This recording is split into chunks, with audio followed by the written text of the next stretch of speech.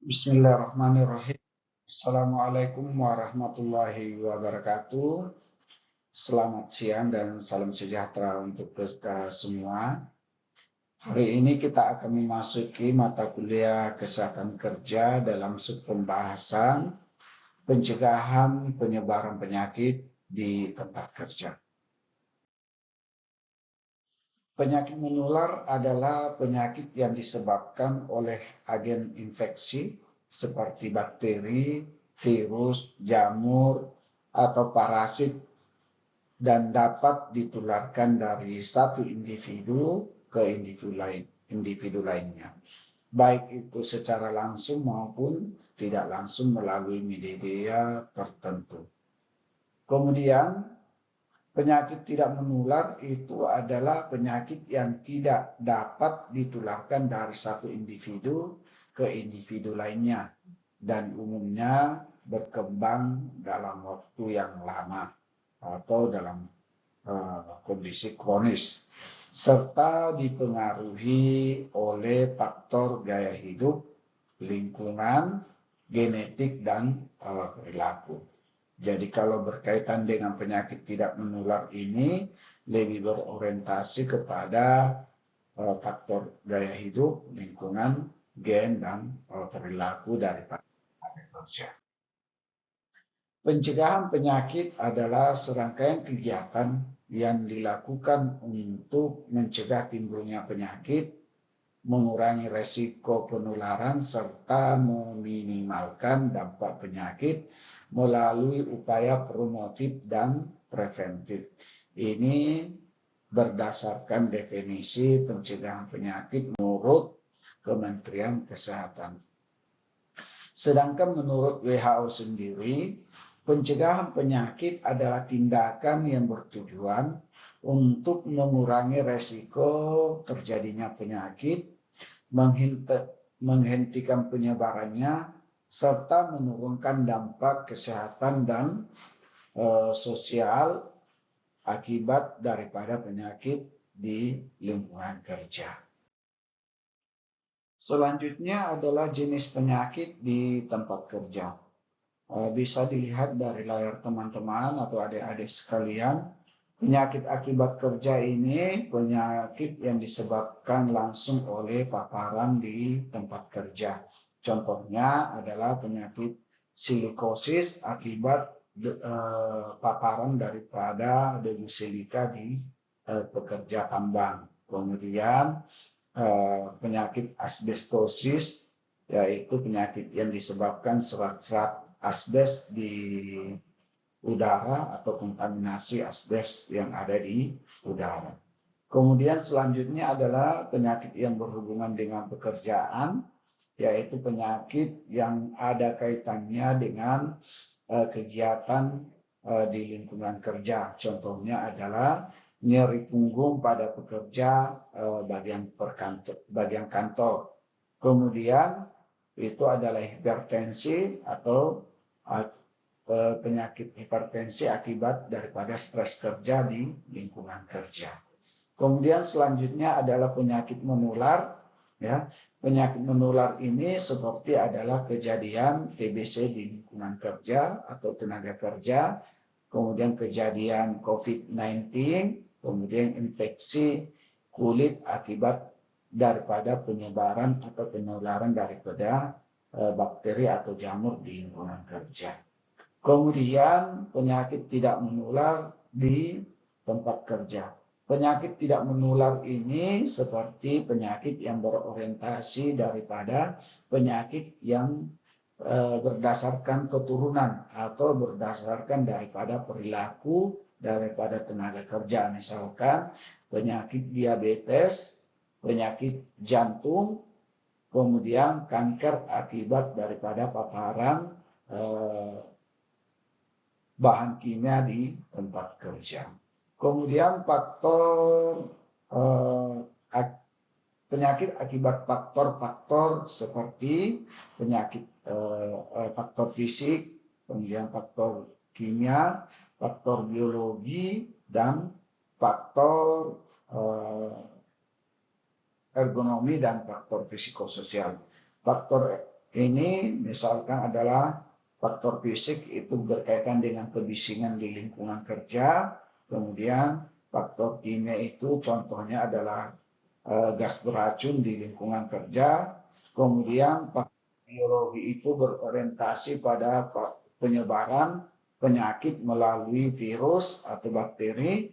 Kemudian faktor ergonomi ini berkaitan dengan posisi kerja yang salah pada saat mengangkat beban atau pada saat melakukan aktivitas. Kemudian berkaitan dengan psikososial ini, yaitu berkaitan dengan stres kerja atau beban kerja yang ada di lingkungan kerja. Kemudian sumber penularan penyakit. Sumber penularan penyakit ini berorientasi daripada manusia itu sendiri atau pekerja yang sakit atau pekerja yang telah terkontaminasi penyakit yang dapat menular ke manusia lainnya. Kemudian berorientasi daripada lingkungan kerja. Ya. Penularan penyakit ini juga berorientasi daripada lingkungan kerja yang telah memiliki potensi penyakit, potensi yang dapat menyebabkan kesakitan kepada tenaga kerja. Kemudian yang ketiga adalah sumber penularan selanjutnya adalah peralatan. Peralatan ini adalah yang digunakan oleh tenaga kerja yang telah terkontaminasi penyakit menular. Misalkan baik itu alat-alat kerja maupun mesin-mesin yang digunakan dalam melakukan aktivitas di lingkungan kerja. Kemudian selain daripada alat kerja ini, boleh juga termasuk salah satunya adalah bahan kerja. Ya, bahan kerja ini adalah sumber daripada penularan penyakit. Kemudian cara penularan penyakit. Cara penularan penyakit ini bisa berlangsung melalui kontak. Kontak itu bisa melalui kulit, kemudian melalui pertukaran cairan antara tenaga kerja. Kemudian yang kedua adalah penularan melalui droplet dan udara. Droplet ini ketika seorang tenaga kerja itu sudah terkontaminasi penyakit, kemudian kontak langsung dengan lawan bicara atau tenaga kerja lainnya yang dapat memiliki potensi untuk menularkan penyakit. Kemudian adapun droplet ini itu berorientasi selama perantaranya itu berorientasi daripada udara.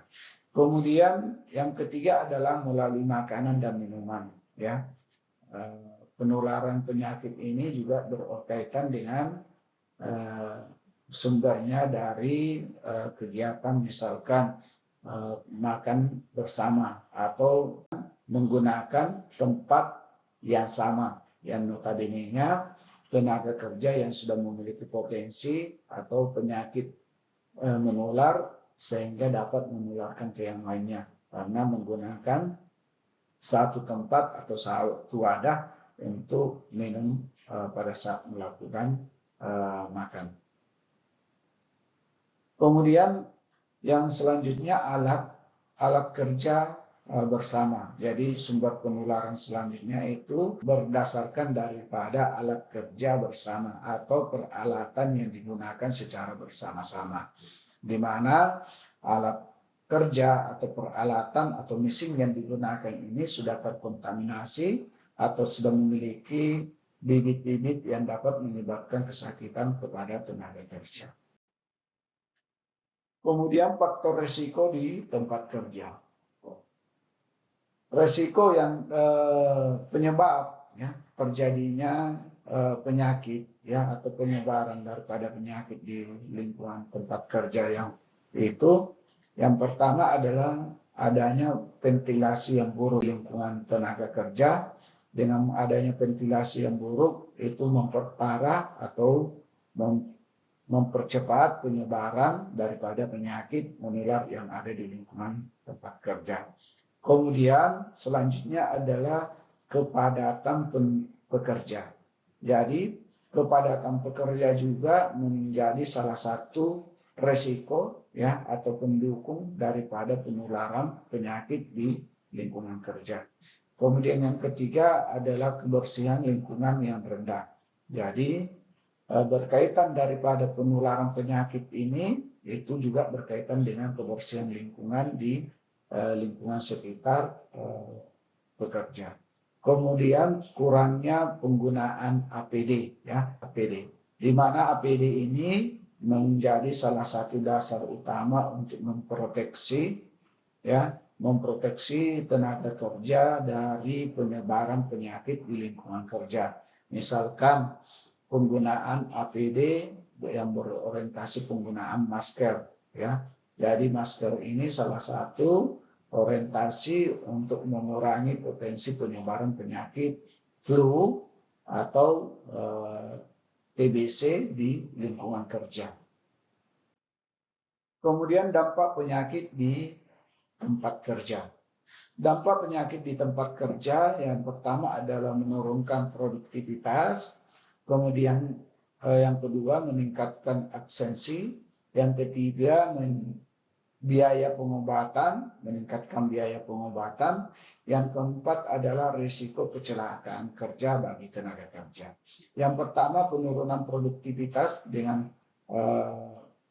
tenaga kerja yang sakit itu dapat mempengaruhi produktivitas atau keterlambatan daripada suatu pekerjaan yang harusnya berdasarkan target yang telah ditentukan.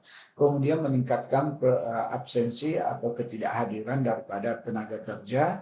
Kemudian biaya pengobatan itu semakin meningkat, baik itu berorientasi biaya yang dikeluarkan oleh perusahaan maupun berorientasi biaya yang dikeluarkan oleh tenaga kerja. Kemudian meningkatkan risiko kecelakaan kerja. Peningkatan risiko kecelakaan kerja ini berakibat daripada kondisi tubuh yang kurang fit, kemudian kondisi tubuh yang lemah atau kurang fokusnya daripada tenaga kerja melakukan aktivitas karena penyakit yang dialami. Konsep pencegahan penyakit. Konsep pencegahan penyakit di lingkungan kerja ini bisa dilaksanakan dengan pelaksanaan yang pertama promotif, yang kedua adalah preventif, yang ketiga adalah kuratif, yang keempat adalah pelaksanaan rehabilitatif. Promotif ini adalah pelaksanaan secara edukasi bagi tenaga kerja atau pelatihan bagi tenaga kerja untuk memahami tahapan pencegahan daripada penyebaran penyakit atau memberikan pengetahuan kepada tenaga kerja terkait cara mencegah atau proses penularan daripada suatu penyakit. Yang kedua adalah pelaksanaan preventif. Preventif ini bisa dilaksanakan dengan tahapan pelaksanaan SOP secara penuh, artinya menerapkan pelaksanaan SOP sesuai standar yang ada di lingkungan kerja berdasarkan regulasi yang di lingkungan kerja. Kemudian misalkan juga penggunaan preventif ini, penggunaan alat pelindung diri untuk memproteksi tenaga kerja dari penyebaran atau penularan penyakit yang ada di lingkungan kerja. Kemudian berkaitan dengan kuratif itu adalah pengobatan, yaitu pengobatan secara dini bagi tenaga kerja yang terjangkit penyakit untuk mengurangi semakin parahnya penyakit yang diderita oleh tenaga kerja. Kemudian rehabilitatif sendiri berkaitan dengan proses tindak lanjut daripada pengobatan yang dilakukan kepada tenaga kerja. Rehabilitatif ini itu biasanya bagi penyakit-penyakit tertentu ya, seperti biasanya penyakit stres kerja atau berkaitan dengan gangguan psikososial di lingkungan tenaga kerja. Kemudian selanjutnya adalah tahap pencegahan penyebaran penyakit di lingkungan kerja. Tahap pencegahan penyebaran penyakit di lingkungan kerja ini bisa bagi menjadi 3. Yang pertama adalah pencegahan primer, kemudian pencegahan sekunder, kemudian yang ketiga adalah pencegahan tersier. Pencegahan primer ini adalah pencegahan awal bagi tenaga kerja sebelum terjangkit penyakit. Ya, jadi pencegahan di mana dilakukan sebelum tenaga kerja terjangkit penyakit, baik itu penyakit menular maupun penyakit tidak menular, atau penyakit yang berhubungan dengan pekerjaan maupun penyakit akibat kerja. Kemudian pencegahan sekunder ini bisa dikategorikan pencegahan yang berorientasi pada tahap preventif dan akuratif. Ya, jadi pencegahan secara sekunder ini yaitu pencegahan yang dilakukan boleh dikategorikan dalam konsep preventif dengan akuratif, yaitu bagaimana supaya pekerja ini tidak terjangkit penyakit akibat kerja maupun penyakit yang berkaitan dengan pekerjaan atau hubungan kerja.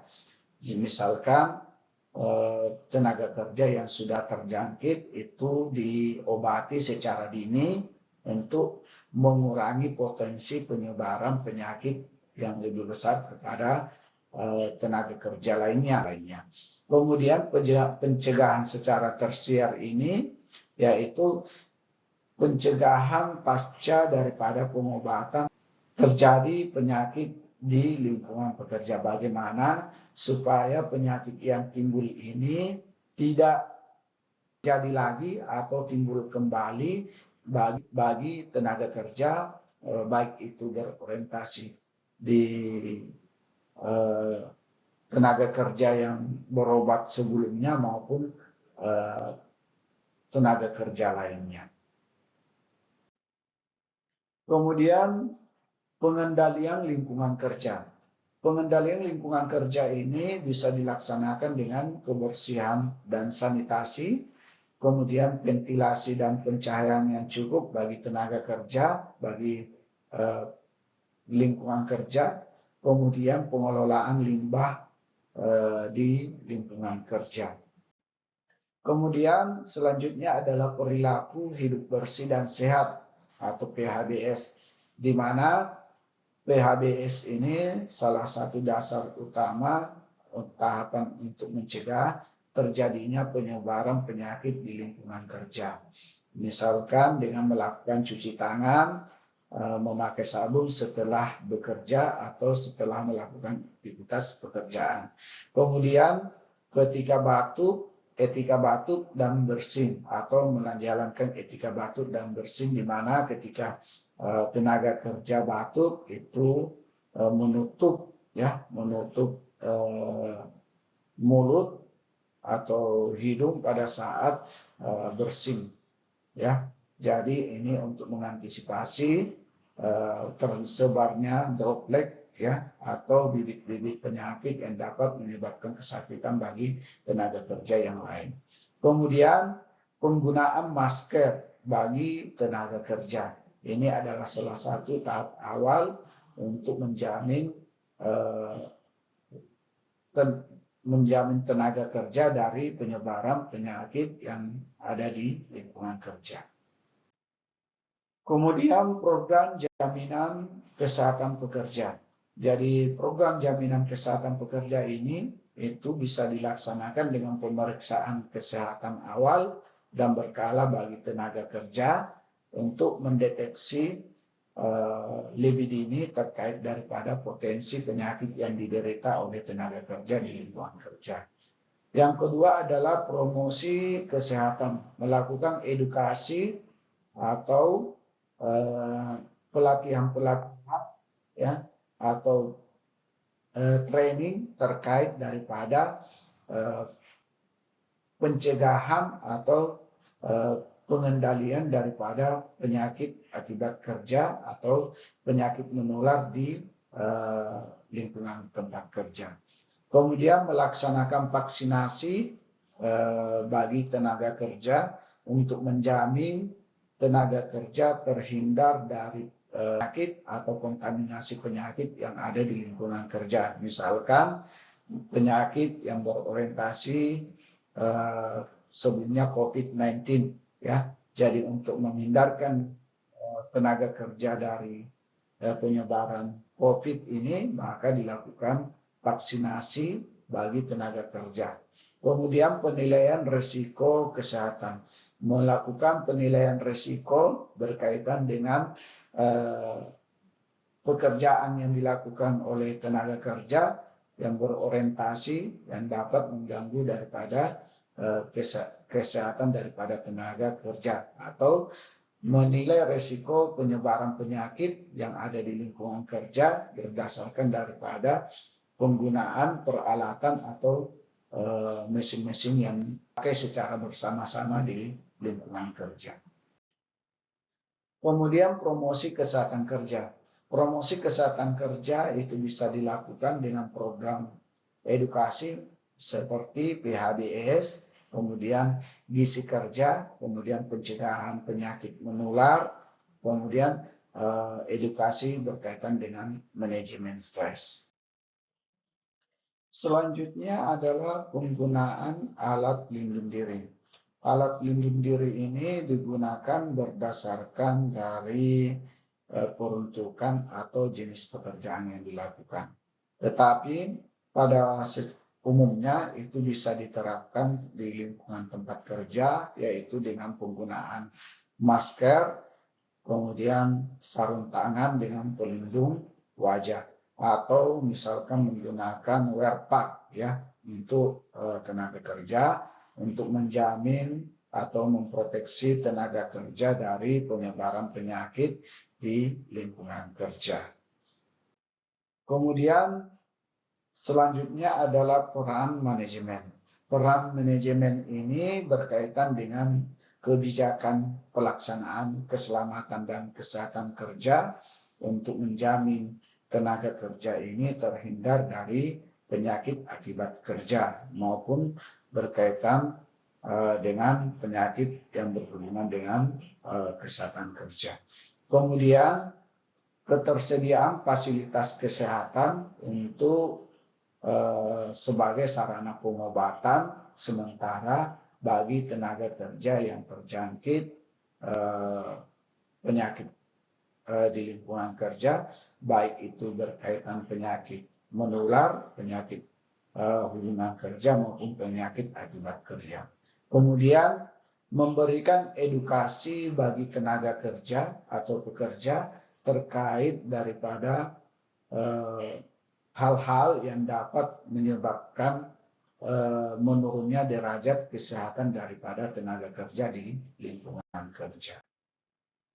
Kemudian peran daripada pekerja sendiri, yang pertama adalah mematuhi SOP atau aturan-aturan yang diberlakukan oleh perusahaan atau lingkungan kerja, kemudian menjaga kebersihan lingkungan kerja, kemudian melaporkan penyakit yang diderita atau penyakit yang ada di lingkungan kerja jika terjadi kesakitan di lingkungan kerja, baik itu untuk dirinya maupun orang yang ada di sekitarnya atau tenaga kerja di sekitarnya. Itulah mungkin yang bisa saya sampaikan pada pertemuan hari ini. Lebih dan kurangnya mohon maaf dan saya akhiri dengan ucapan wabillahi taufiq wal hidayah. Wassalamualaikum warahmatullahi wabarakatuh.